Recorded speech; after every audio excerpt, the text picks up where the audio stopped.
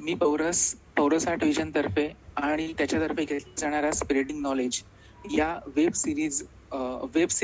Seminar जे आपण घेतो त्या सिरीज तर्फे सगळ्यांचं स्वागत करतो.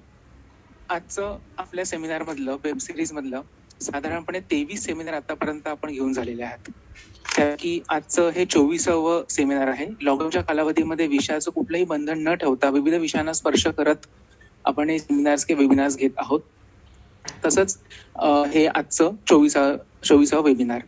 आजच्या वेबिनारचं नाव आहे समर्थ रामदास आणि स्वातंत्र्यवीर सावरकर यांच्यातील साम्यस्थळे. मुळामध्ये हे वेबिनार ठेवण्याचं कारण, एक महत्वाचं कारण हे होतं की या दोघांतील साम्यस्थळे अर्थात मॅमनेच मला हे सांगून दिलं आणि आमचं ह्याच्याबद्दल बरं डिस्कशन पण झालं होतं की ह्याच्यावरती जास्त कोणी विचार किंवा ह्याच्यावरती जास्त अभ्यास असा झाला नव्हता आणि मॅमने तो अभ्यास वेगळ्या स्वरूपाने केला सुद्धा आहे. मुळामध्ये समर्थ रामदास हे आध्यात्मिक गुरु किंवा क्रांतिकारक आध्यात्मिक गुरु असं मी त्यांना म्हणेन, आणि स्वातंत्र्यवीर सावरकर हे क्रांतिकारक होतेच. तर या दोघांचा समन्वय फक्त त्यांच्या वागणुकीतून नाही तर त्यांच्या लिटरेचर असेल, म्हणजे वाङ्मय असेल, वागणूक असेल, उपदेश असतील, अशा विविध स्वरूपांत वेगवेगळ्या प्रकारे आपल्याला दिसून येतो. त्याचाच आज अभ्यास म्हणा किंवा त्याची एक लहानशी माहिती आपण आज घेणार आहोत. यासाठी आपल्याकडे आज आले आहेत ते आमचे प्राध्यापक डॉक्टर विमुक्ता राजे मॅडम. यांनी आपल्याकडे आधी देखील समर्थ रामदास आणि आधुनिक व्यवस्थापन याच्यावरती एक वेबिनार घेतलेलं होतं. त्यांची जस्ट मी ओळख करून दिली कारण की आज बरेचसे आपले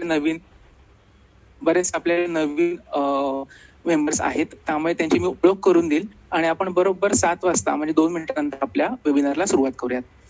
प्राध्यापक डॉक्टर विमुक्ता राजे यांनी लिटरेचर मधून मास्टर्स केले आहे, तसेच जर्नलिझम आणि कम्युनिकेशन मधून देखील त्यांनी मास्टर्स केले आहे.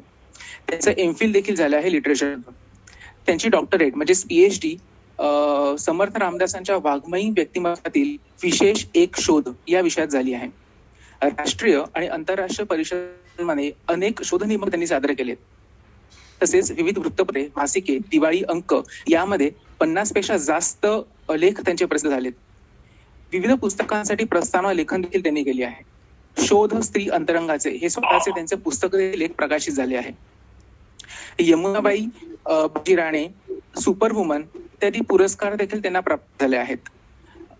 स्वतः ते समर्थ रामदास, गुलजार आणि अशा विविध लेखक आणि संत परंपरांचे अभ्यासक आहेतच. आणि याशिवाय ठाण्याच्या सुप्रसिद्ध जोशी बेडेकर महाविद्यालयात प्राध्यापक देखील आहेत. तर मी मॅडम तुमचं स्वागत करतो. नमस्कार. सत्र सुरू करण्याआधी मी ओंकार आपल्याकडे आहेत, तर काही टेक्निकल बाबींची माहिती ओंकार सांगे आपल्याला आणि नंतर मग आपण सत्राला सुरुवात करूया मॅडम. येस ओंकार. हा सर. Yes madam. हा, टेक्निकल गोष्टी फक्त तू सांग. चालेल. नमस्कार. इथे आपण गुगल मीट मध्ये जेव्हा प्रेझेंटेशन मॅडम चालू करतील तर तेव्हा प्रेझेंटेशनची एक वेगळी स्लाइड तयार होईल तिथे नेमप्लेटच्या नावांच्या इथे. तर जे गुगल मीट वरती आहेत तर त्यांनी त्या नावाच्या याच्यावरती क्लिक करून तिकडे तुम्हाला पहिला पिनचा ऑप्शन दिसेल. पहिला पिनचा ऑप्शन आहे, दुसरा माईक स्पीकरचा ऑप्शन आहे आणि तिसरा ब्लॉकचा ऑप्शन आहे. तर पहिला जो पिनचा ऑप्शन आहे त्यावरती क्लिक करा. म्हणजे त्यावर क्लिक केल्याने तुम्हाला प्रॉपर जे प्रेझेंटेशन होणार आहे आपल्याला PPT जी दिसणार आहे ती तुम्हाला त्या ठिकाणी दिसेल, म्हणजे कुठला अडथळा येणार नाही.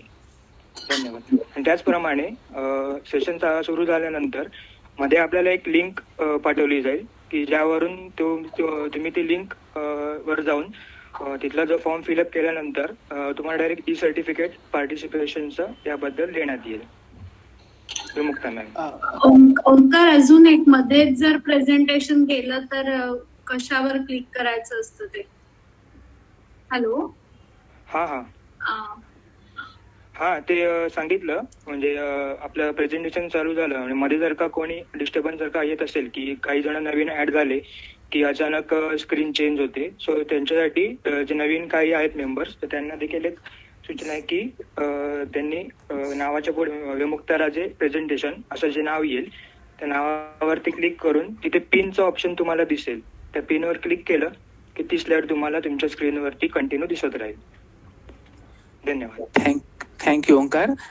सत्र सुरू करण्याच्या आधी मी एकच फक्त सांगेल की आपलं ही सत्र जो रेकॉर्ड करत आहे रोहित विनेरकर खूपच त्याचे मी धन्यवाद मानतो, कारण की आभार मानतो, कारण की त्याच्यामुळे आपण जे सगळे युट्यूबवरती रेकॉर्डिंग टाकत आहोत ते त्याच्यासमोर शक्य होत आहे. तर मॅडम, मी तुमच्याकडे आता सत्र सुरू करण्याची तुम्हाला विनंती करतो. धन्यवाद. धन्यवाद.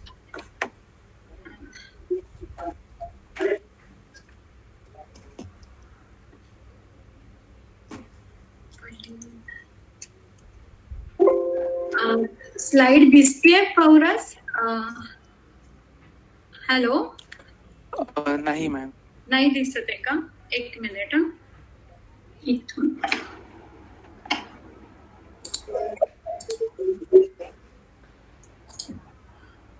your entire screen.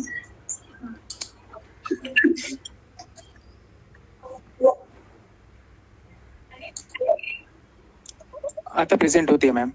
होतीये ना? हा, आली आता पूर्ण स्लाइड.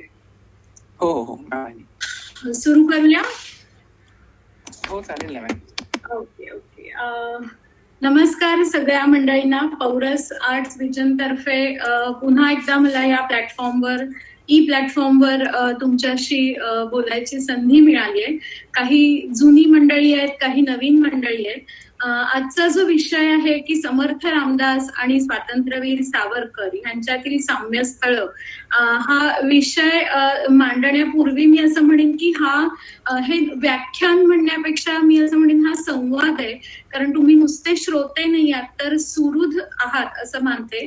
कारण ज्यांचं समर्थांवर प्रेम आहे आणि ज्यांचं सावरकरांवरही प्रेम आहे, ही दोन्ही नावं मराठी मनाला अतिशय आदरस्थानी अशी असतात आणि त्या दोन नावांच्या ओढीनं तुम्ही आज इथे आलाय. सो हे व्याख्यान न म्हणता एक सुहृद संवाद म्हणून ह्याला सुरुवात करते.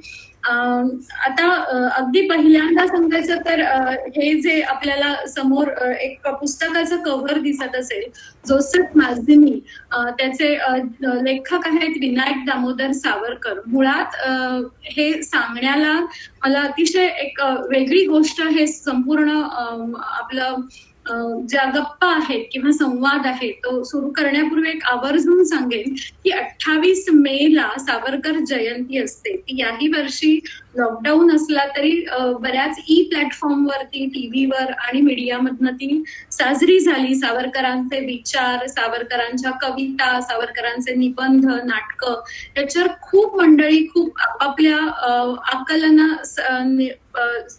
ज्या कक्षा होत्या त्याच्यात ते बोलत गेले. आणि त्याच दिवशी सकाळी आम्ही टीव्ही लावला आणि सह्याद्री चॅनलवरती सह्याद्रीचा पाऊलखुणा हा एक नितांत सुंदर कार्यक्रम असतो. आणि त्या दिवशी सावरकर जयंती निमित्त लता मंगेशकर, हृदयनाथ मंगेशकर आणि शंकर वैद्य या तिघांचा सावरकरांच्या कवितेवरचा कार्यक्रम चालू होता. की कविता आणि त्याच्या आधी म्हणजे त्याला स्वरबद्ध करण्यापूर्वी काय काय आहे त्या कवितेत. पौरस, काही प्रॉब्लेम? नाही, कोणी चुकून माईक चालू झाला होता, मी ऑफ केला. Okay okay. हा जेव्हा कार्यक्रम बघत होते तेव्हा त्याच्यात एक वाक्य, म्हणजे सावरकरांची जेव्हा नाही मजसी नाही ही अतिशय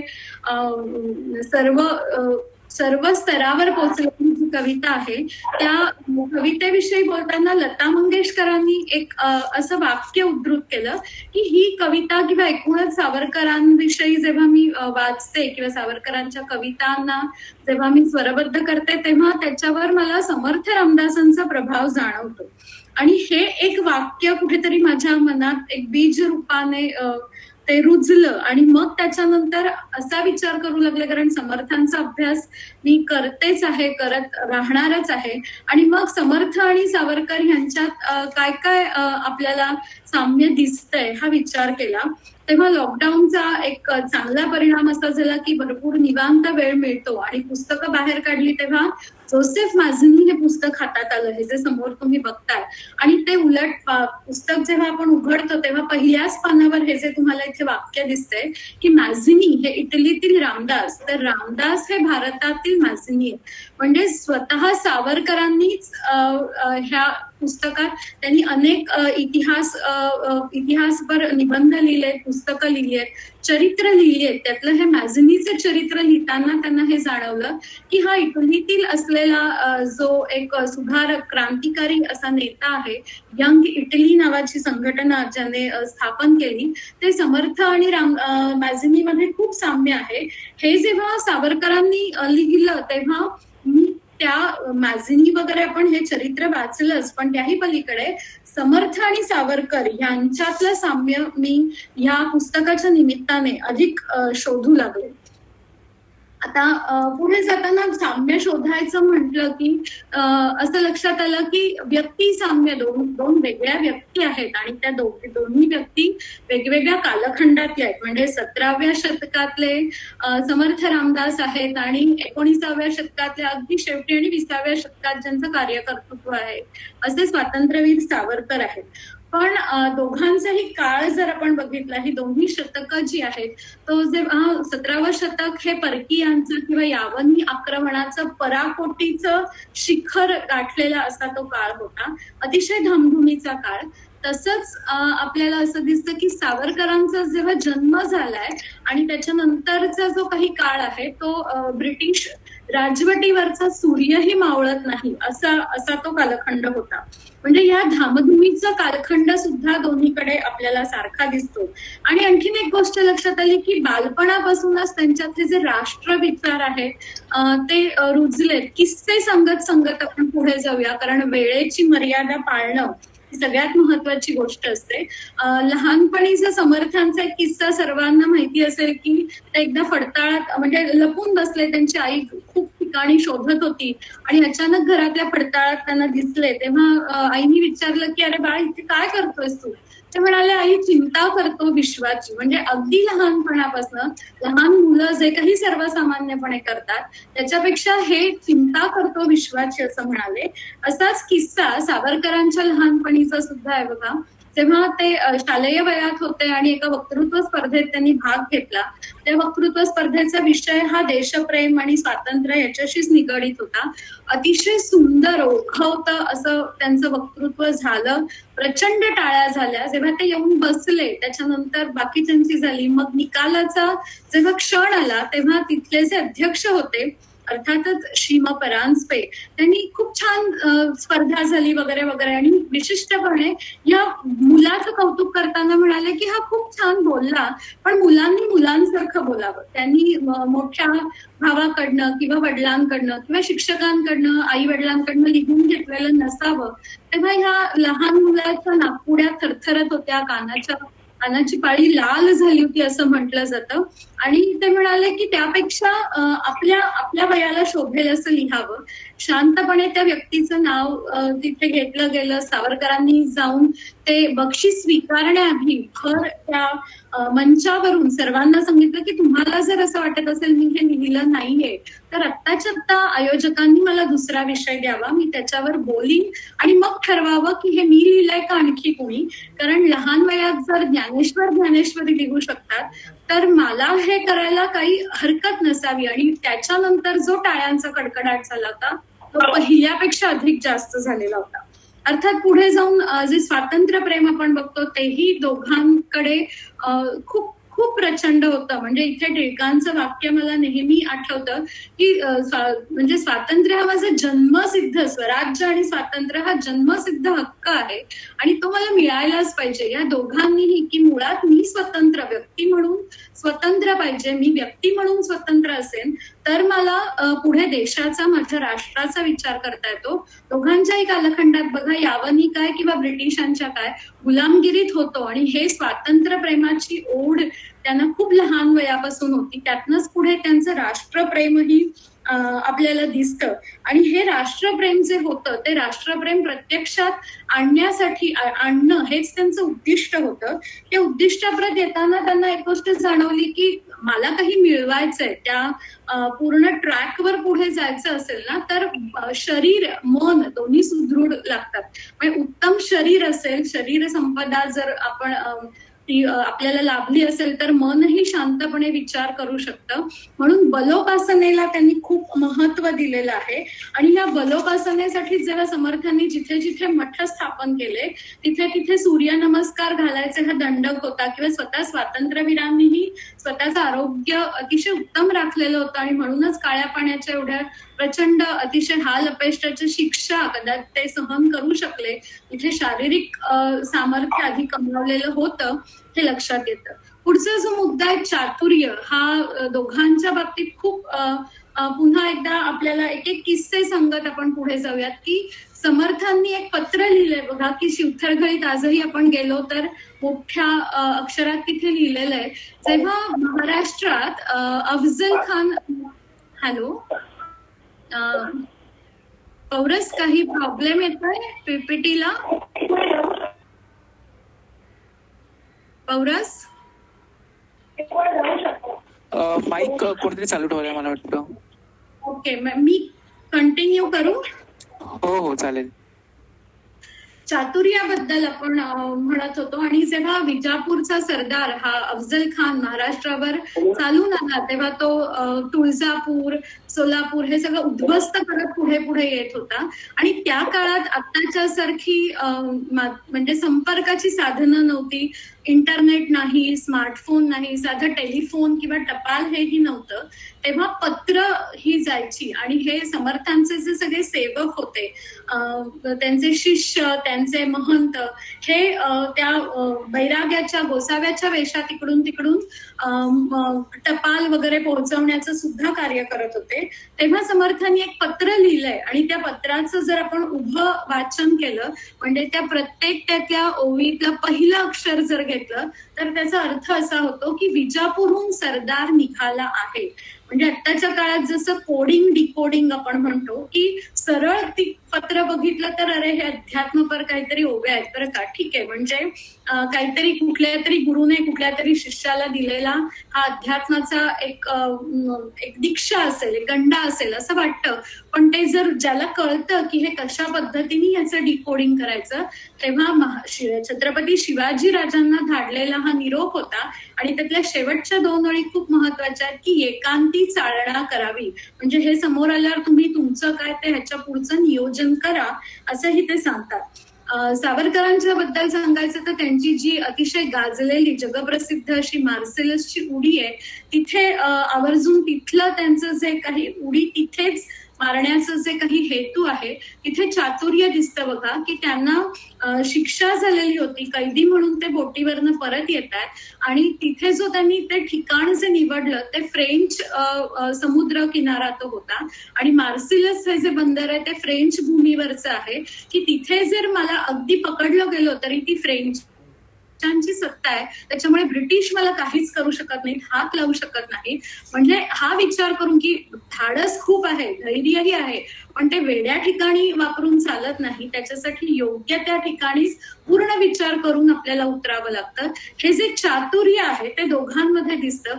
किंवा सावरकरांनी ब्रिटनमधनं पुस्तकांमध्ये लपवून ज्या पिस्तुला पाठवलेल्या होत्या तिथेही त्यांचं चातुर्य दिसतं. इतिहास प्रेम हा पुन्हा एक समान धागा आहे.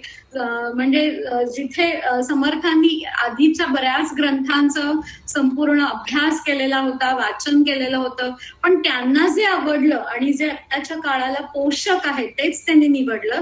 रामायण हे तर त्यांच्यासाठी राम हा त्यांचा दैवतच होतं, पण त्यातही रामायण समर्थांनी जे लिहिलेलं आहे ते कांड आहे. त्यांनी त्यातलाही जी वीरश्री आणि युद्धाला पोषक प्रेरक जे होतं तेच निवडलं. तसंच आपल्याला सावरकरांचं हे दिसतं की त्यांनी अनेक निबंध किंवा ज्या चरित्रांचं त्यांनी भाषांतर केलंय किंवा जी चरित्र लिहिली आहेत ती प्रेरक अशी आहेत. भारतीयांचा जो प्रेरक इतिहास होता तो त्यांनी त्याच्यातनं दाखवलाय. पराक्रमीपणा आणि लढाऊ वृत्ती आपण मगाशीही बघितली. भ्रमंती दोघांमध्येही आपल्याला दिसते की समर्थांनी तर त्यांच्या पुरश्चरण काळानंतर 12 वर्ष आस हेतू हिमाचल ते फिरत होते आणि तेव्हा त्यांनी समाजस्थितीचं अवलोकन केलं आणि मग त्यांना कळलं की अच्छा आहे असं सगळीकडे यावनी आक्रमण आहे, काय करायला हवं.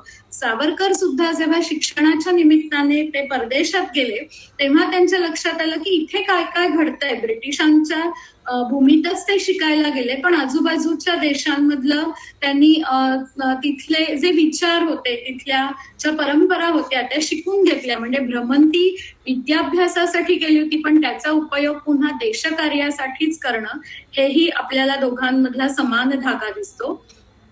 पुढच्या ह्याच्यात दोघांमधले विचार साम्य जे आहे तेही ह्या समोरच्या मुद्द्यांवरनं लक्षात येतं बघा मंडळी, की संघटना बांधणी हे सगळ्यात महत्वाचं असं कॉमन फॅक्टर दोघांमध्ये, की एखादी गोष्ट मोठी गोष्ट अचीव्ह करायची असेल तर एकट्या दुकट्याचं ते काम नसतं. म्हणजे नेतृत्व 1 किंवा 4 जण करू शकतात, पण त्याच्यासाठी खूप मोठी फळी लागते. त्याच्यासाठी समर्थांनी समर्थ संप्रदाय उभा केला. 1100 मठ जवळपास त्यांनी भारतभर स्थापन केले आणि एक विशिष्ट विचार घालून दिलेला होता. असाच प्रकार आपल्याला सावरकरांनीही केलेला दिसतो. त्यांनी मित्रमेळा संघटना किंवा त्याच्यानंतर अभिनव भारत ह्या संघटना स्थापन केल्या आणि आपले समविचारी जी मंडळी आहेत ती गोळा केली. आणि त्याच्यासाठी मग आपल्या लक्षात येतं की देशाला स्वातंत्र्य मिळवून द्यायचंय तर अनेक आपल्यासारखे विचारी मंडळी एकत्र आले पाहिजे, हे त्याच्यातनं त्यांनी केलं, जे समर्थांनी 17व्या शतकात केलेलं होतं. समाजकारण जे आहे ते पुन्हा आपापल्या परीने आपापल्या काळात दोघांनी काळाची गरज ओळखत केलेलं होतं. समर्थांच्या समाजकारणाविषयी बोलायचं की समाजकारण समाज सुधारणा ज्या आहेत, मुळात समर्थ अतिशय गुणग्राहक असे होते. जे जे उत्तम चांगलं आहे ते त्या जिथे जिथे मिळेल ते वेचत होते. एक छोटासा किस्सा सांगते की समर्थांच्या काळात मुळात स्त्रियांना बाहेर पडायला किंवा त्यांना स्वतंत्रपणे काही वागा बोलायला कुठल्याच प्रकारची परवानगी नव्हती. त्यात जर ती बालविधवा असेल किंवा ती विधवा असेल तर तिने घराच्या एका कोपऱ्यात मागीलदारीच राहायचं. आणि अशा वेळेला त्यांच्या त्या मठांपैकी 2 ज्या मठाधिपती आहेत, अक्काबाई आणि वेणाबाई, हे त्यांच्यातल्या समाज सुधारकाचं अत्युच्च उदाहरण आहे असं मला तरी पर्सनली वाटतं. कारण त्या दोघी बालविधवा होत्या आणि अशा वेळेला त्यांना भर संपूर्ण समाज जीवनात आणून त्याचं एखाद्या आपल्या मठाचं नेतृत्व देणं, की त्यांच्यात ते गुण आहेत हे जाणून त्यांना ते नेतृत्व देणं, इथे समर्थांमधला दूरदर्शित्व, त्यांच्याकडे असलेला गुणग्राहकत्व, ह्या सगळ्या गोष्टी दिसतात. सावरकरांनी सुद्धा 20व्या शतकात आपल्याला दिसतं की जेव्हा ते रत्नागिरीमध्ये राहिला होते तेव्हा पतित पावन संघटना त्यांनी स्थापन केली, किंवा त्याचबरोबर कोकणात जवळपास 500च्या वर विहिरी त्यांनी सगळ्या लोकांसाठी खुल्या करून दिल्या, की नाही, पाणी ही माणसाची मूलभूत गरज आहे, तर ती जी आहे ती सगळ्यांना ते पाणी मिळालं पाहिजे. ह्या खूप मोठे हे विचार आहेत. राष्ट्रकारण म्हणताना मुळातच त्यांना जे राष्ट्र जे अपेक्षित आहे ते आत्ताचं राजकारणापेक्षा खूप वेगळं असं होतं. कारण राजकारण आणि राष्ट्रकारण हा समर्थांच्या काळात एकच शब्द म्हणून अनेकदा आपल्याला त्यांच्या साहित्यात किंवा त्या तत्कालीन साहित्यात दिसतो. पण आत्ताच गंदा पॉलिटिक्स तिथे अजिबात अपेक्षित नाहीये. तर राष्ट्रकारण म्हणजे देशासाठी काहीतरी करणं, आणि ह्या दोघांचंही राष्ट्रकारण आहे ते समाजकारणातून आलेलं राष्ट्रकारण आहे. म्हणजे समाज सुधारणा केल्या, लोकांना योग्य विचार दिले. समर्थ म्हणतात की आधी प्रपंच करावा नेटका, मग परमार्थ करावा. मुळात तुम्हाला स्वतःला जे हवंय ते आधी नीट तुम्ही प्राप्त करा, कारण तरच आपल्याला पुढच्यांचा विचार करता येतो. सगळेच काही समर्थांसारखे संत नसतात किंवा सावरकरांसारखे अतिशय वेड ध्येय घेऊन देशासाठी प्रेरित होणारे नसतात. तुमच्या माझ्यासारखी मंडळी आहेत ती हळूहळू टप्प्याटप्प्याने आपला विकास होतो. अशा वेळेला त्यांनी सांगितलं आधी आपलं बघा, ते पूर्ण करा. ते करताना तिथेच अडकून पडायचं नाहीये, आपल्या पलीकडे. म्हणजे सावरकरांचा ह्या संदर्भातलं एक वाक्य अतिशय प्रसिद्ध आहे की देहाकडून देवाकडे जाताना मध्ये देश लागतो. मला माझ्या देहाचे चोचले पुरवायचे आहेत किंवा देहाला ज्या आवश्यक गरजा आहेत त्या पूर्ण करायच्या आहेत, आणि नंतर आपल्या हिंदू तत्वज्ञानाप्रमाणे मोक्ष प्राप्ती हवी, पण त्याच्याच मध्ये देश आहे. मी माझ्या देशाचं काहीतरी देणं लागतो.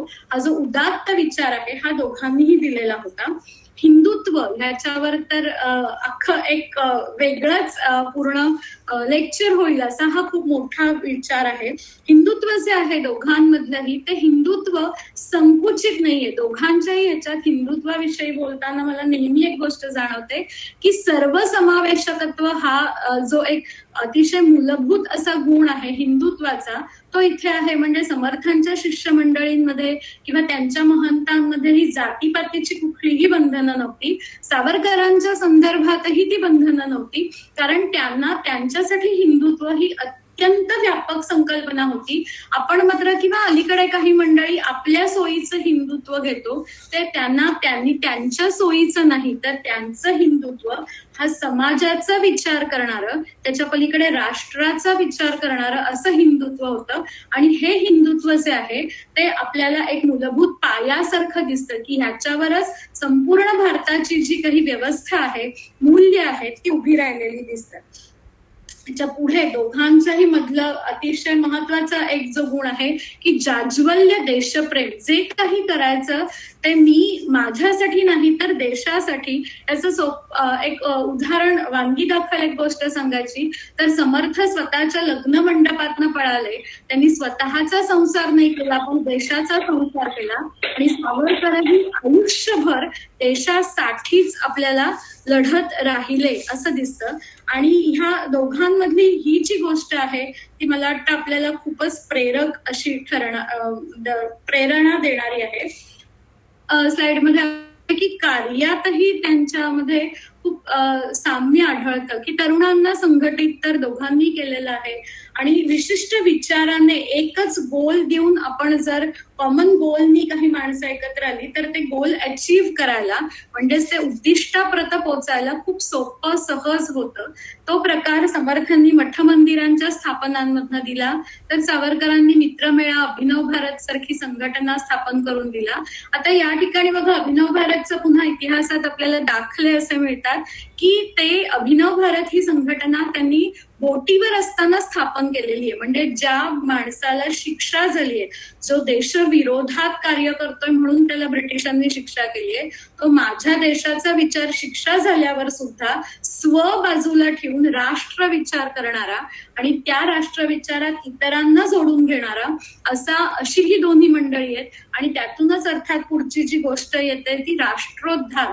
की हे सगळं कशासाठी आहे, मला काही मिळवायचंय, मला माझं पॅकेज वाढवून मिळेल किंवा माझं इन्सेंटिव्ह वाढेल असे संकुचित विचार दोघांकडेही नव्हते. तर राष्ट्र मला जे गुलामीत अडकलेलं आहे ते सोडवायचे आणि त्या राष्ट्राला सगळं काही उन्नत विकसित उत्तम असं मिळावं हेच त्या दोघांचंही ध्येय होतं. पुढे असं म्हणता येईल की तरुणांना शिस्त जी आहे ती समर्थांनी सुद्धा लावलेली होती की मुळात आधी शरीर राखा हे ते म्हणतात, सूर्यनमस्कार घाला, योग्य आचार विचार आहार विहार हे हवे. तसंच सावरकरही सांगतात की सैनिकी शाळांवर त्यांनी खूप भर दिलेला होता. त्याच्याबद्दलचे त्यांचे विचार एका निबंधात आहेत की आता आपल्या तरुणांना मुळात प्रत्येकाने 3 वर्ष कंपल्सरी सैनिकी शिक्षण घ्यायचंच की आपत्कालीन एखादी स्थिती जर आली म्हणजे क्रायसिस एखादा अचानक आपल्यावर आला ओढवला तर त्याला कसं सामोरं जायचं हे ह्याच्यासाठी काही एक विशिष्ट अशी जी एक शिक्षण व्यवस्था असते ती आवश्यक आहे. आणि सावरकरांनी त्या संदर्भात एका ठिकाणी असं म्हटलं की जर आता आपले तरुण ब्रिटिशांच्या सैन्यात लढले, दुसऱ्या महायुद्ध त्यावेळेला चालू होतं, लढू दे, तिथे जाऊ दे, नंतर त्यांना त्याची सगळी माहिती मिळालेली असतील, हीच सगळी फळी आपल्याला त्यांच्या विरुद्ध स्वातंत्र्य मिळवण्यासाठी सुद्धा त्याचा वापर होईल.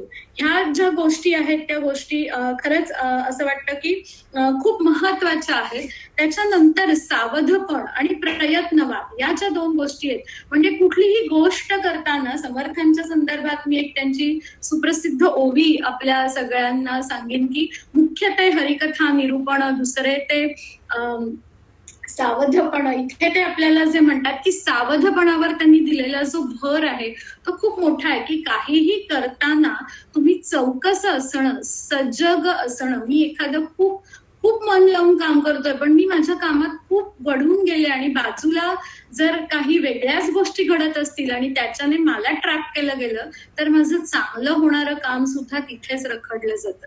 सो हे नाही चालणार. चौफेर लक्ष, सजगता, सावधपणं हे खूप महत्वाचं आहे. इथे अजून एक समर्थांच्या बद्दलचा किस्सा असा वाचायला मिळतो बघा. ते ज्या कुबडीवर हात ठेवून बसायचे, ती कुबडी जर आपण अशी उघडून बघितली, सज्जनगडला हे गेलो तर नक्की सगळ्यांना बघायला मिळेल, त्याच्या आतमध्ये गुफ्ती आहे.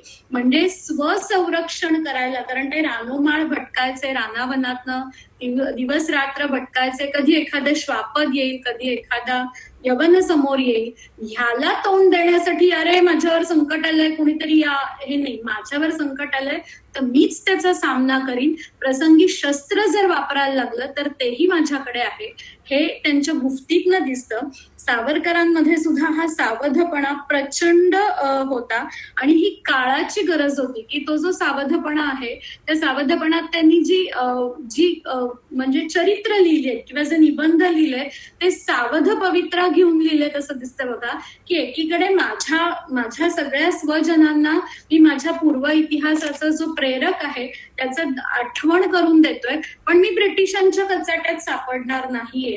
हा जो काही एक सावधपणा आहे की त्या काळात बऱ्याच गोष्टींना म्हणजे फ्रीडम ऑफ एक्सप्रेशनची पूर्ण गळचेपी झालेली होती, अभिव्यक्ती स्वातंत्र्य नाही. त्या काळात सावधपणा बाळगत, प्रयत्नवादाची कास धरत आपल्याला ह्या दोघांनी आपला हेतू साध्य करण्यासाठी ते अविरत झटले हे दिसतं. वाङ्मय साम्य ही तर अत्यंत मोठी गोष्ट आहे. तर या एका वाङ्मयामुळेच आपण ह्या दोघांप्रती पोहोचतो असं मला वाटतं की उदंड वाङ्मय निर्मिती हे या दोघांच्या बाबतीत महत्वाची गोष्ट आहे.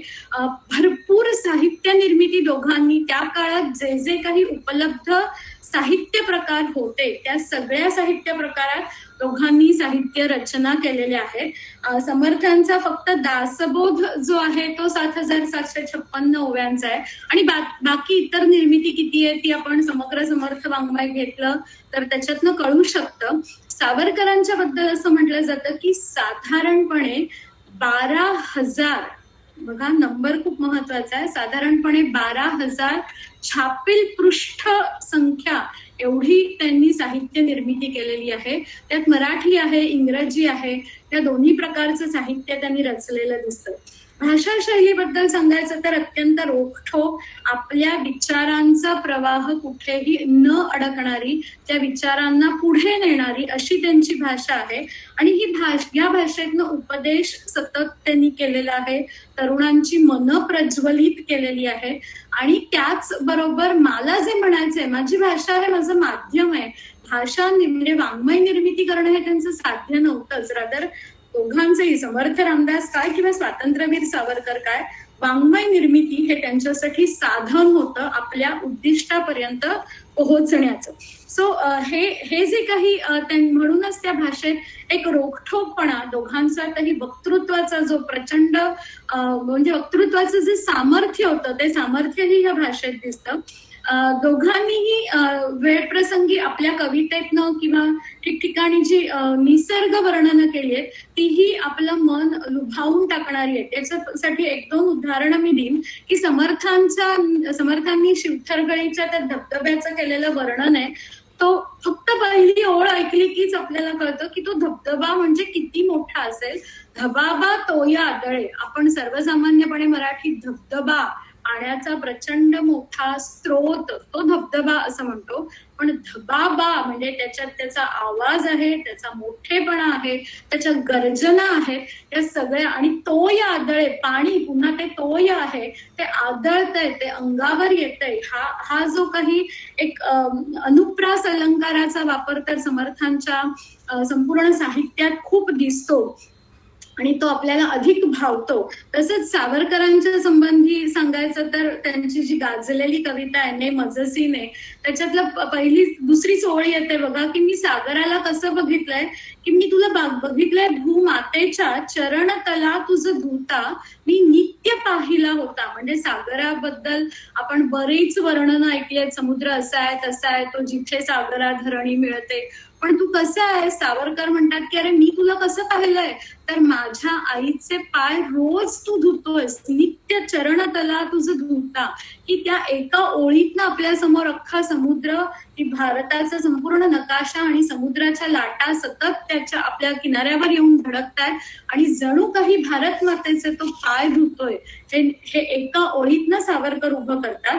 त्याच कवितेत ते पुढे म्हणतात की ती आम्रवृक्ष वत्सलता रे, नवकुसुमयुता त्या सुलता रे, तो बाल गुलाबही आता रे. की ती बाग, भारतातली छोटस एक घर, नेटकं अंगण, त्याच्यातलं आंब्याचं झाड, त्याच्यातला तो छोटासा गुलाब, एक ते ओळी वाचताच क्षणी आपल्या कानातनं मनाद्वारे आपल्या डोळ्यासमोर चित्र उभं करणं, ही चित्रमयता हे दोघांकडे दिसतं. समर्थांचं आणखीन एक उदाहरण द्यायचं तर त्यांनी जे मारुतीचं वर्णन केलेलं आहे, ध्वजांगे उचली बाहो किंवा ठकारे पर्वतायचा, की तो साक्षात पर्वतच समोर आलाय, ठाकलाय, ठकारे या शब्दातनं आपल्याला ते तिथे म्हणजे आजूबाजूला विचार करायची संधीच हे दोघंही देत नाहीत. मला हे म्हणायचंय, हे मी सांगतोय, बस दॅट्स इट. हे स्वतःवरचा विश्वास, स्वतःच्या शब्दांवरचा विश्वास आणि त्यातनं निर्माण केलेलं संपूर्ण शब्दसृष्टी, हे दोघांचंही सामर्थ्य होतं.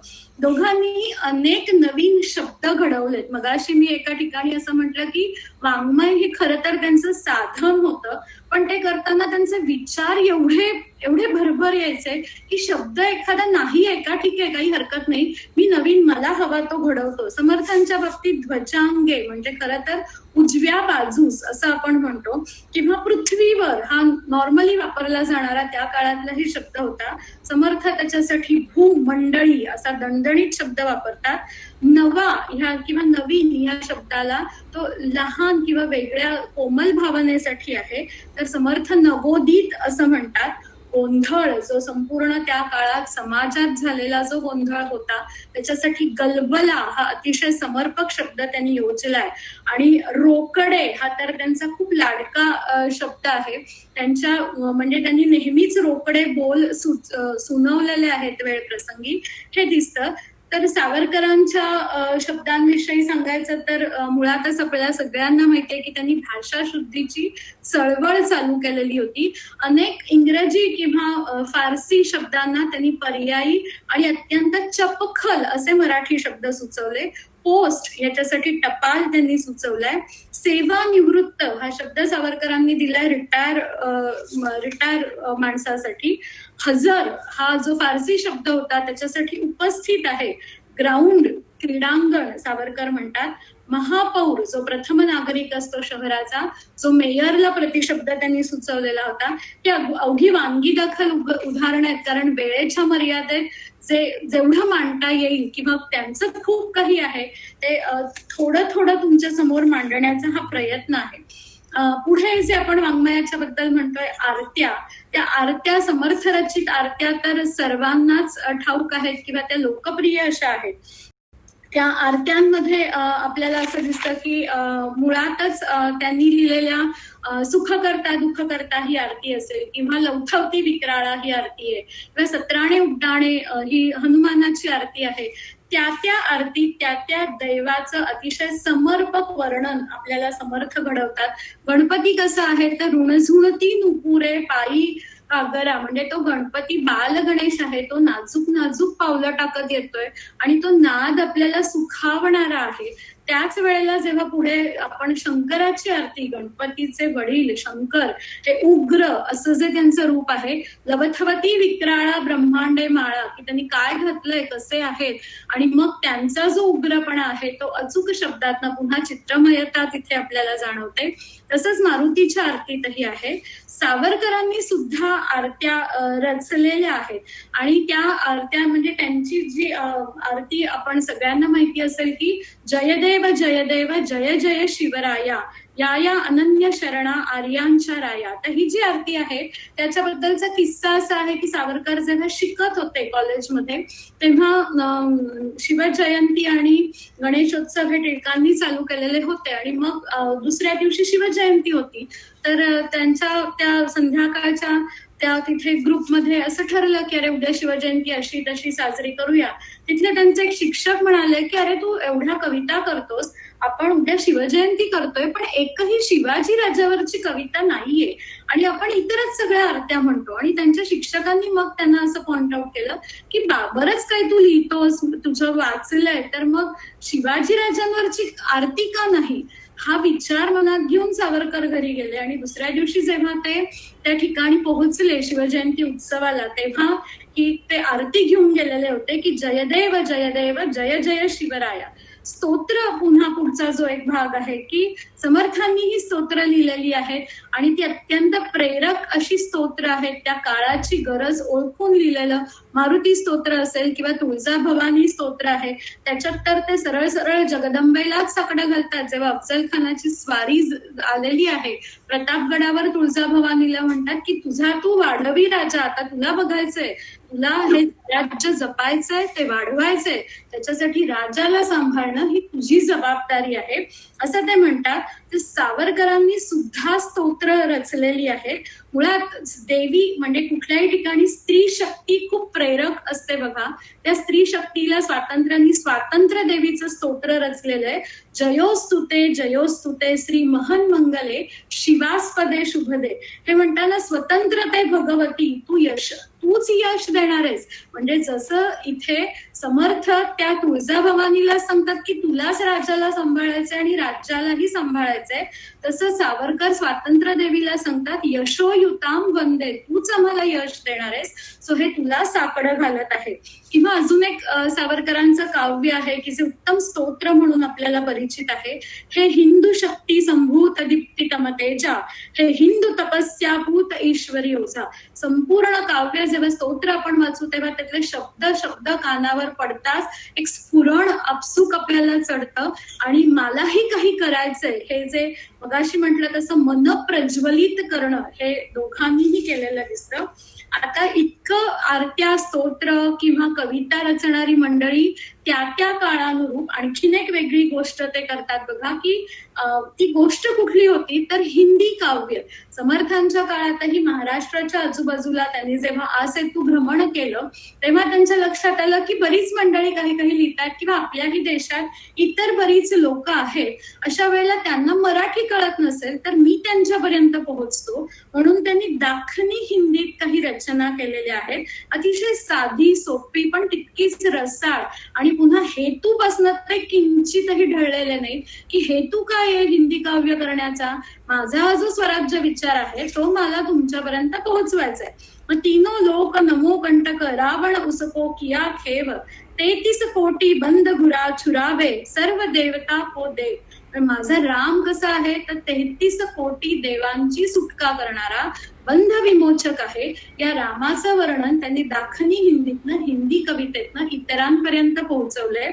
तसंच जेव्हा सावरकर अंदमानाच्या काळकोठडीत होते, काळ्या पाण्याच्या शिक्षेत होते, तेव्हा त्यांनी चक्क गझल लिहिल्यात. आता खरं तर गझल म्हटलं की शायर, प्रेम आणि मग ती प्रेयसी वगैरे वगैरे वगैरे सगळ्या छान गोष्टी डोळ्यासमोर येतात. आहे उर्दूमध्ये गझलचा हेतू तोच आहे, पण सावरकर हे शेवटी सावरकरच आहेत. त्यांनी कविता रचली काय, स्तोत्र रचलं काय, आणि ते गझल जेव्हा लिहायला लागतात तेव्हा त्यांच्या गझलेतलं जे प्रेम आहे ते तुमच्या माझ्यासारखं नसतं हो, तर ते प्रेम हे देशप्रेम आहे. सावरकर असं म्हणतात मुहिब्बाने वतन होंगे हजारो बेवतन से पहले फलेगा हिंद पीछे और भरेगा अंदमान पहिले.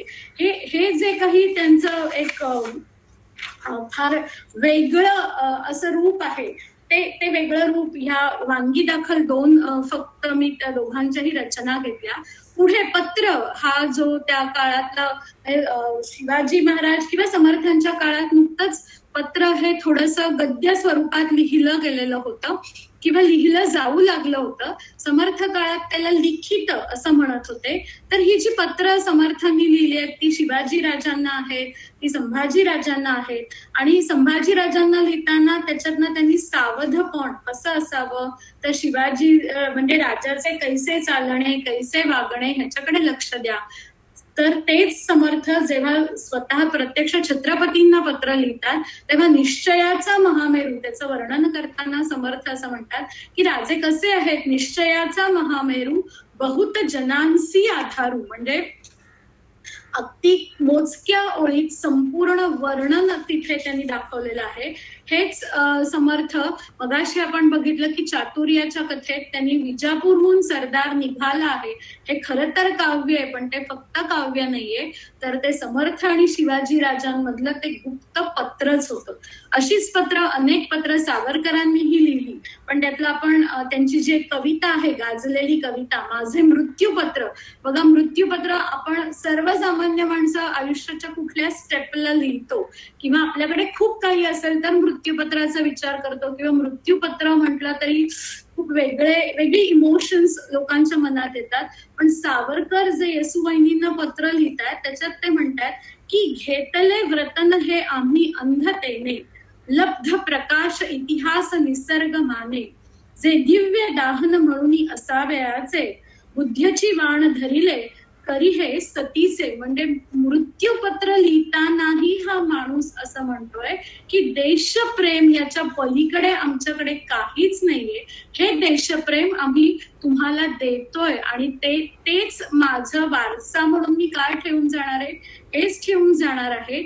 एवढं अलौकिक असं दोघांचंही वाङ्मय आपल्याला दिसतं. या ठिकाणी या स्लाइड मध्ये आपल्याला एक फोटो दिसतोय आणि बाजूला समर्थ रचित आणि सावरकर रचित काही त्यांचे वाङ्मयाची नावं दिसतात की मनस सामर्थ्य हा या दोघांमधला खूप कॉमन असा भाग मला आणखीन एक सापडला. आणि हे त्यांच्या व्यक्तिमत्वातलं खूप ग्रेटनेस आहे. कारण काउन्सिलिंग हा सध्याच्या काळात आत्ता तर आपण बघतोय की मन खूप इतर तितर होतं आणि मग वेळे आत्महत्यापर्यंतचे विचार येतात.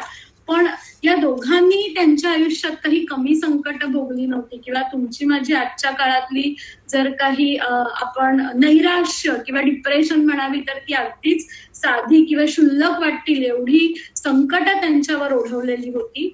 मग करुणाष्टक जेव्हा समर्थ लिहितात तेव्हा ते त्यांच्या पुरश्चरण काळातलं आहे आणि तिथे ते म्हणतात की माझं मन अचपळ झालंय, त्याला काबूत ठेवायचं आहे, त्याच्यासाठी काय करू. म्हणजे काउन्सिलर ते समाजासाठी होतेच, त्यांच्या शिष्यांसाठी होते, शिष्यांना उपदेश केला, मार्गदर्शन केलं, दिशा दाखवली, पण स्वतःच काउन्सिलिंग स्वतः करणं, आत्मसमुपदेशन, सेल्फ काउन्सिलिंग हा जो विचार आहे हा या दोघांनी केलाय. करुणाष्टकांमध्ये समर्थ स्वतःच काउन्सिलिंग करतात की काही नाही, आता मला बाकी काही नकोय, फक्त तुझी आस लागली आहे हे रामा आणि तिथपर्यंत घेऊन चल किंवा मला दिशा दाखव.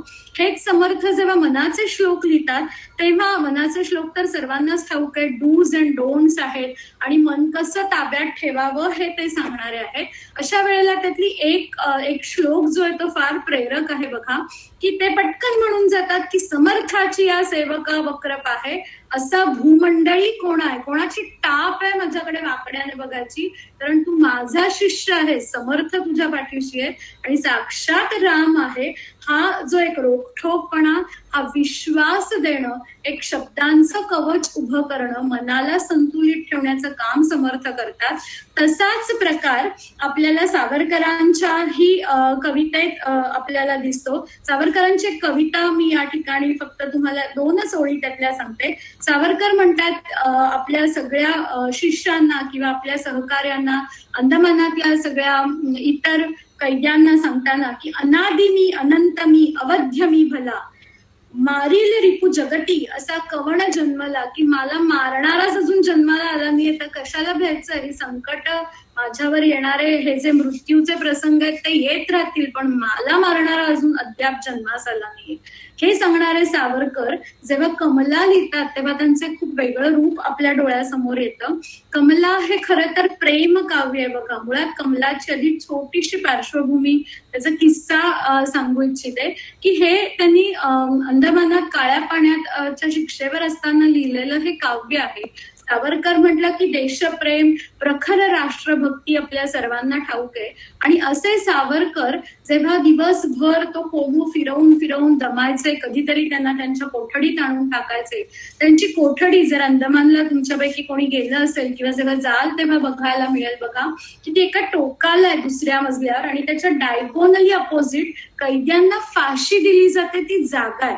त्या ठिकाणी उद्या जर त्या कैद्याला फाशी असेल तर आज संध्याकाळी किंवा तास दिवसा त्याला आणून टाकायचे आणि तो कैदी स्वतःच म्हणजे मनावरचा ताबा घालवलेला असा तो असायचा. स्वाभाविक आहे ना, उद्या मला फाशी होणार आहे तर आज सैरभैर होणं, वेड्यासारखं किंचाळणं, ओरडणं, ह्या सगळ्या गोष्टी चालू असायच्या की तो जेलर म्हणायचे किंवा एकूणच सगळे ब्रिटिश तुरुंग अधिकारी म्हणायचे की सावरकर हे महा डेंजरस. त्यांच्या बिल्ल्यावरही टी हा कोरलेला होता आणि त्या सावरकरांचं मानसिक खच्चीकरण करण्यासाठी दिवसभर श्रम झालेच आहेत, पण हे त्यांच्या कोठडीत आल्यावरही ते खूप खचून जावेत म्हणून त्यांनी ती मुद्दाम कोठडी दिलेली होती.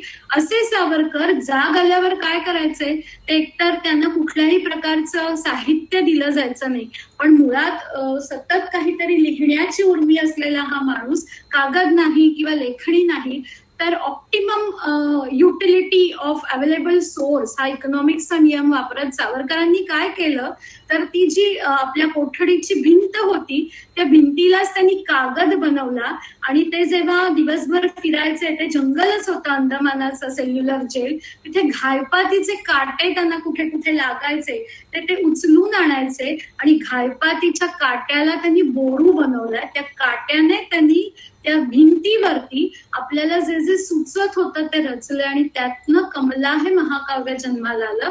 आणि कमला हे सुंदर प्रीतीचं काव्य आहे की जे सावरकरांच्या इतर सगळ्या प्रतिमेला छेद देणारं, पण कदाचित सेल्फ काउन्सिलिंगसाठी की नाही ठीक आहे, हे सगळं ठीक आहे, पण मला जर माझं मन शाबूत ठेवायचंय तर म्हणून अशा प्रकारचं वेगळी काव्य रचना त्यांनी आपल्याला इथे केलेली दिसते. ह्या दोन्हीतनं अर्थातच दोघांमधलंही अतिशय उत्तम असं स्वतःला सांभाळत माझ्या शिष्यांना किंवा सहकार्यांना पुढे नाही, त्यांना सांभाळत त्यांचं मन ताब्यात ठेवत कुठलाही वेडावाकड्या विचार आचार होणार नाही याची काळजी घेत उद्दिष्टापर्यंत पोहोचण्यासाठी त्यांनी केलेले हे प्रयत्न दिसतात. शेवटाकडे येताना मी असं म्हणेन की ही स्लाइड खूपच बोलकी आहे की दोघांनीही जे काही कार्य केलंय 17व्या शतकातलं समर्थांचं कार्य किंवा 20व्या शतकातलं सावरकरांचं कार्य हे त्या काळात शिवाजी राजांच्या स्वराज्य स्थापनेला आणि इकडे स्वातंत्र्य प्राप्तीच्या संपूर्ण चळवळीला एक संप्रेरक किंवा उत्प्रेरक, ज्याला इंग्लिशमध्ये आपण कॅटलिस्ट असं म्हणतो, असे हे दोघंही होते की सतत समाज मन घडवत त्यांनी ठेवलं, ते जागृत ठेवलं. जो समाज निद्रिस्त झालेला होता त्या निद्रिस्त समाजाला एका विशिष्ट पाथेयापर्यंत नेण्याचं काम संप्रेरक म्हणून दोघांनीही केलेलं आहे. राज्याभिषेक प्रसंगी जेव्हा शिवराज्याभिषेक रायगडावर झाला तेव्हा इतिहास आपल्याला असं सांगतो की तेव्हा समर्थ तिथे उपस्थित नव्हते, ते अनुपस्थित होते, कारण मुळात समर्थांची भूमिका किंवा सावरकरांच्या बाबतीत असं होतं की त्या दोघांनाही किंग मेकर ते बनवणारे होते. त्यांना स्वतःला किंग होणं किंवा त्या कुठल्याही पदाची अपेक्षा त्यांनी कधीच ठेवली नव्हती. त्याच्यामुळे माझं ध्येय आनंदवन भुवन जर मला प्रत्यक्षात पाहायला मिळालंय तर ठीक आहे, माझं स्वप्न साकारलं, तिथे उपस्थित राहणं त्यांना काही गरजेचं वाटलं नाही. हाच प्रकार जेव्हा स्वातंत्र्य सोहळा 15 ऑगस्ट 1947 रोजी आपल्याला भारताला स्वातंत्र्य मिळालं तेव्हा सावरकर तिथे उपस्थित नव्हते. त्याची 2 कारणं आहेत बघा. मुळात सावरकरांनी स्वतः असं सांगितलं की आज माझ्या देशाला अखंड भारत म्हणून स्वातंत्र्य मिळालेलं नाहीये, फाळणी झालेली होती किंवा काही प्रिन्सली स्टेट होते, हे एक सावरकरांच्या बाजूनं कारण होतं. आणि सरकार मुळात भारत स्वतंत्र होताना सुद्धा सावरकरांबद्दल भीती होती की सावरकरांना इथे आणलं तर बापरे, हा जो काही एक भाग होता. म्हणजे दोघांच्याही आयुष्यातल्या त्यांच्या ज्या अंतिम उद्दिष्टाप्रत येताना ते जे क्षण होते तेव्हा दोघंही अनुपस्थित होते आणि हेच मला वाटतं त्यांच्यातल्या निष्काम अशा कर्म योग जे असतात ते तसं त्यांचं व्रतस्थ जीवन, दोघांनीही देशसेवेचं जे व्रत घेतलेलं होतं त्या व्रताप्रती ते कायम जागले आणि म्हणूनच निष्काम कर्मयोगी अशी त्यांची आपल्याला नक्कीच महती पडते. ह्या सगळ्या प्रवासात म्हणजे 40-45 मिनिटं मी अखंड आपल्याशी बोलतेय, संवाद साधते. त्यात आपण सगळ्यांनी, मगाशीच मी म्हटलं की आपण हे का एकमेकांबरोबर कनेक्ट झालोय, कारण सावरकर आणि समर्थ रामदास हे दोघेही आपल्या मनातले अतिशय मानाचे कोपरे, आपली श्रद्धास्थानं आहेत. म्हणून हा सुहृद संवाद माझा अखंडपणे चालू राहिला. आणि ह्या दोघांमधलं जर म्हणजे मुळात हे जे 40 मिनिटात सांगणं जे होतं ते चिमटीत सूर्य पकडण्यासारखं आहे, याची मला पूर्ण कल्पना आहे. पण तरी हा प्रयत्न केला आणि मला जे विचार सुचले ते तुमच्यापर्यंत मी पोहोचवले. या दोघांविषयी सांगताना एक शेवटची गोष्ट मी अशी नक्की सांगेन की दोघांमधला समान धागा जो आहे तो म्हणजे त्यांच्यातलं प्रखर आणि प्रचंड असं राष्ट्रप्रेम आणि राष्ट्रोद्धाराची तळमळ. मग 17व्या शतकातल्या समर्थांचा 20व्या शतकातल्या सावरकरांवरती आपल्याला प्रभाव दिसून येतो. असं जर मी म्हटलं तर ते वावगं ठरू नये असं मला वाटतं. ह्या सगळ्यात शेवटी मी सगळ्यांचे आभार मानीन. विशेषतः तुम्ही पूर्ण वेळ माझ्या बरोबर इथे राहिलात आणि नेटने आपल्यावर वायफाय, नेट या सगळ्यांनी एवढ्या पावसाळी स्ट्रॉमी वेदर मध्ये साथ दिली त्याचेही आभार. विशेष म्हणजे पौरस आर्ट्स विजनच्या पौरसनी मला हा पुन्हा प्लॅटफॉर्म उपलब्ध करून दिला. त्याचप्रमाणे ह्या सगळ्या प्रवासात माझा काका नितीन पालकर जो आहे तो डे 1 पासून माझ्या बरोबर होता. सतत त्याचं मार्गदर्शन, त्याच्या सूचना, त्याच्यामुळे हा सगळा जो विषय आहे तो मला नेमका मांडता आला असं म्हणेन मी. ओंकार मुळे, माझा स्टुडंट श्री ओंकार मुळे जे त्यांनी अतिशय समर्पक, देखण्या, चपखल अशा केलेल्या ज्या स्लाइड्स आहेत, त्याचे अप्रोप्रिएट फोटो आहेत ते त्यांनी तिथे वापरले आणि अतिशय उत्तम प्रेझेंटेशन त्याच्यामुळे झालं. त्याचबरोबर आणखीन 2 महत्वाच्या व्यक्ती आहेत की रोहित विनेरकर, जो ह्या संपूर्ण, आणि मनाली इंगळे ह्या संपूर्ण कार्यक्रमाचं ते रेकॉर्डिंग करतात की ते पुढे जाऊनही आपल्याला ऐकता येतं, उपलब्ध होतं तुम्हालाही आणि मलाही. सगळ्यांचे मनापासून धन्यवाद. तसंच एकच मिनिट, मला आणखीन बरीच मान्यवर मंडळी इथे जॉईन झाली आहेत. त्यांची फक्त मी नावं सांगेन की पिंपळखरे पुण्याहून आहेत, की स्वतः डॉक्टर आणि सावरकर अभ्यासक, सावरकर प्रेमी आहेत, त्यांचे आभार. मंगला सिन्नरकर माझ्या PhDच्या गाईड, माझ्या मॅडम आहेत, त्यांचे आशीर्वाद कायम असतात. त्या आहेत ब्रह्मे मॅडम माझ्या MPhilच्या गाईड, या दोघी आवर्जून आहेत. तुषार राजे की मोठे संपादक, पत्रकार, ज्येष्ठ पत्रकार. राजेश पोळे आणखीन एक मोठे ज्येष्ठ पत्रकार. ही मंडळी, यांचे आशीर्वाद आणि यांच्या सूचना सतत बरोबर असतात. ही माधव डोळे हे आणखीन एक पत्रकार, ज्येष्ठ पत्रकार आज या कार्यक्रमाला उपस्थित राहिले, त्यांचंही मनपूर्वक आभार. ह्या सगळ्या ज्येष्ठ मंडळींपर्यंत मी किती पोहोचले मला ठाऊक नाही, पण हा माझा एक प्रामाणिक प्रयत्न होता. आणि दोघांविषयी, समर्थ रामदास आणि स्वातंत्र्यवीर सावरकर यांच्याविषयी शेवटी एकच शब्द वापरीन की दोन्ही व्यक्तिमत्व ही तेजस्विनावधीत मस्तू, एवढंच त्यांच्याविषयी एका शब्दात वर्णन करता येईल. धन्यवाद. धन्यवाद मॅडम. मॅडम, असं म्हणता येईल का आपल्याला, म्हणजे प्रश्न पण असा एक आलेला होता आणि मला देखील विचारायचं होतं की समर्थ रामदासांनी शस्त्र आणि शास्त्र यांची सांगड घातली असं म्हणू शकतो का आपण? हो आहे. त्यांना जे मिळवायचं होतं त्या संदर्भात असं होतं की नुसतं शास्त्र सांगून नाही, प्रसंगी जर शस्त्राची गरज पडली.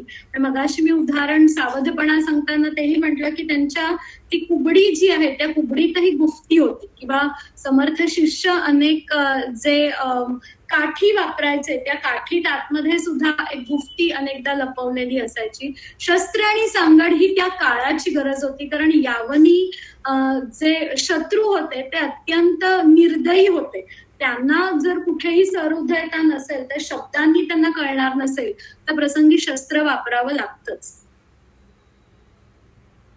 बरोबर. कोणाला प्रश्न किंवा कोणाला काही विचारायचं असेल तर ते विचारू शकतात. तोपर्यंत एक प्रश्न असा आला होता मॅम, व्हॉट्सअपवरती मला एकाने विचारला होता की असा हा अभ्यास आहे, म्हणजे ही तुलना आपण म्हणू शकणार नाही, पण या दोघांचा अभ्यास का करावा असं वाटलं, कारण की हे असं एकतर काळ वेगळा आहे, पूर्ण वेगळा, असं का करावं वाटलं, असा एक प्रश्न. म्हणजे अभ्यास का संशोधन काय तुम्हाला का करावं वाटले, असा प्रश्न होता. मी अगदी सुरुवातीला ह्याच्याबद्दल 2 मिनिटं बोलले होते बघा, की यावर्षी सावरकर जयंती निमित्त जेव्हा टीव्हीवर सह्याद्रीच्या पाऊल खुणा कार्यक्रम बघत असताना लता मंगेशकर, हृदयनाथ मंगेशकर आणि शंकर वैद्य, ज्येष्ठ प्राध्यापक आणि कवी, ह्यांच्या कार्यक्रमात लताबाई एका ठिकाणी म्हणाल्या की मला असं जाणवतं, कारण त्यांनी समर्थांच्या रचनाही गायल्या आहेत आणि त्यांनी स्वातंत्र्यवीर सावरकरांच्या कविताही गायलेल्या आहेत, तेव्हा त्यांनी असं सांगितलं की मला ह्याच्यात समर्थांचा प्रभाव सावरकरांच्या शब्दकळेवर वाटतो. तिथे हा अभ्यास एकत्र दोघांचा करावा हे बीज पडलं. आणि त्याच्यानंतर जेव्हा माजनीचं चरित्र मी हातात घेतलं तेव्हा पहिलंच वाक्य दिसलं की समर्थ रामदास हे इटलीतील जोसेफ मॅझनी बरोबर त्यांनी तुलना केली की ते भारतातले मॅझनी आहे आणि मॅझनी हा इटलीतला रामदास आहे. म्हणजे जिथे सावरकर सतत रामदासांविषयी हा जो एक अनुबंध घेत आहेत, तर मग यांच्या साहित्यात किंवा यांच्या विचारांवर, यांच्या कृतीवर कुठे यांचा प्रभाव आहे का, हा शोध घेतला, म्हणून हा विषय निवडला. कोणाला प्रश्न असतील तर ते चॅटबॉक्स मध्ये विचारू शकतात, किंवा संतोष शिंदे यांना प्रश्न आहे, विचारा सर, चालेल.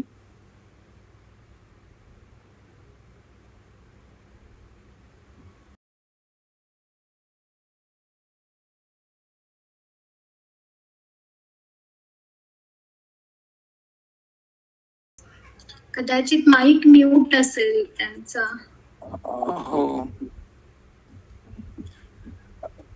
एक प्रश्न असा होता की कमला हे कुठे वाचायला मिळू शकेल, कोणी विद्यार्थ्यांना विचारला होता, तर हे साहित्य कमला हे कुठे वाचायला मिळू शकतं? उपलब्ध आहे आणि समग्र समर्थ साहित्य हे समर्थांवर जसं पुस्तक आहे तसं समग्र सावरकर साहित्य 9 खंडात, 1 ते 9 खंडात ते उपलब्ध आहे.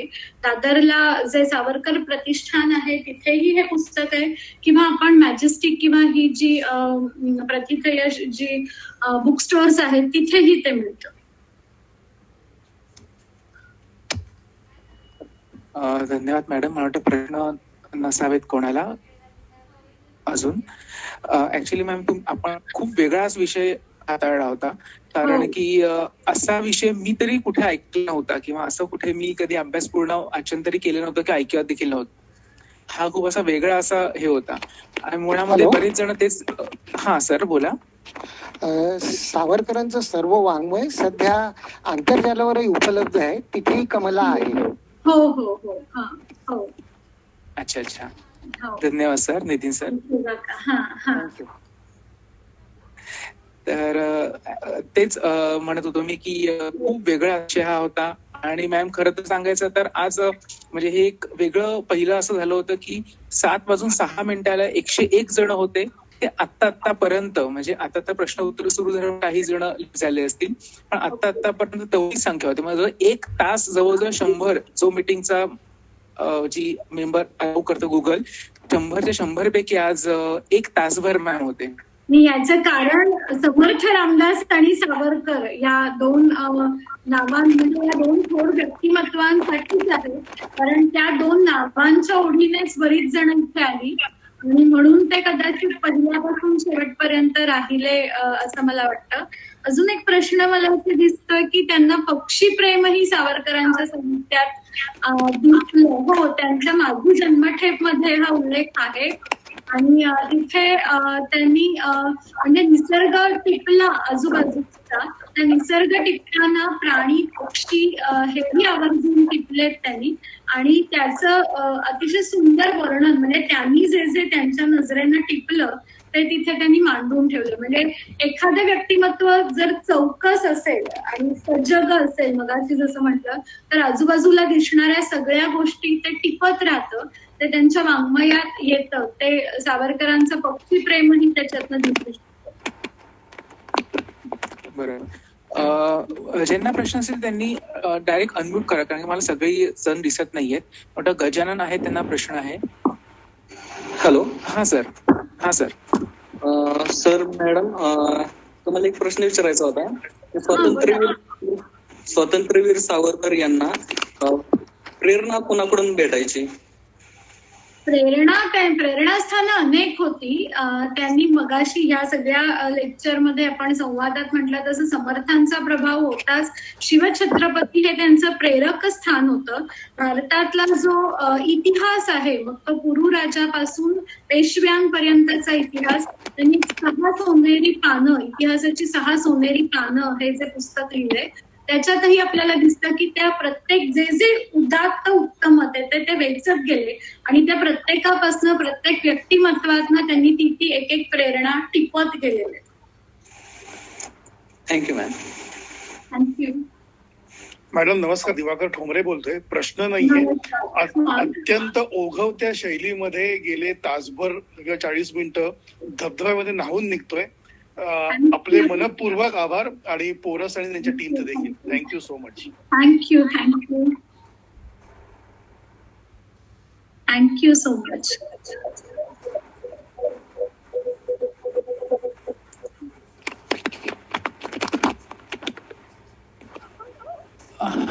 अजून काही प्रश्न आहेत? खूपच छान झालं संपूर्ण सत्र. Thank you so much. जे धब्बाबा तोय आदळे त्या वेगाने सगळे विचार प्रकट होत होते असं एका क्षणी वाटून गेलं. Thank you sir. मला वाटतं प्रश्न नसतील तर मॅम तुमची परवानगी असेल तर आपण हे सत्र असं संपलं असं सांगूया. फक्त मला एकच मॅम सांगायचं होतं, एक तर तुमचे मी आभार मानतो मॅम की तुम्ही तुमचा वेळात वेळ काढून तुम्ही इथे आलात आणि अशा विषयाला स्पर्श करत सगळ्यांना जे काही सांगितलं किंवा ज्ञान दिलं. खरोखर त्याच्यामुळे बरेच जण प्रेरणा देखील घेतील आणि त्यासोबतच बरेच जण समर्थ रामदास असतील किंवा जे तरुण मंडळी आहेत ते समर्थ रामदास असतील किंवा स्वातंत्र्यवीर सावरकर असतील त्यांचं नक्कीच साहित्य वाचायला सुरुवात करतील. आणि दुसरी गोष्ट, मला सगळ्या समस्त जे कोणी श्रोते होते त्यांनाही आभार म्हणजे व्यक्त करायचे. त्यांचा वेळात वेळ काढून ते आले, त्यामुळे त्यांचे सुद्धा परत एकदा ओंकार मुळे, रोहित विनेरकर, मनाली इंगळे यांचे मी आभार मानतो. त्यांच्यामुळे रेकॉर्ड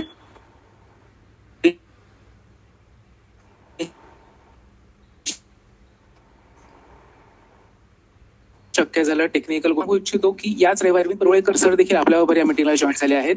तर हेच अरविंद परोळेकर सर आहेत, ते स्वतः मोठे फोटोग्राफर देखील आहेत आणि त्यांची ऑफिशियल ओळख आपल्या रविवारी होईलच.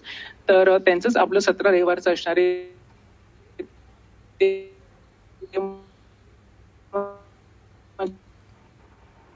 जे वेगळं असं आणि तरुणांना, आणि याशिवाय आपण मोबाईल फोन ज्यासाठी घेतो म्हणजे कॅमेरा, तर मोबाईल मधल्या कॅमेऱ्यातून DSLRच्या तोडीसोड कसे आपण फोटो काढू शकतो त्याच्यावरच एक ओळख एक सेशन सर घेणार आहेत.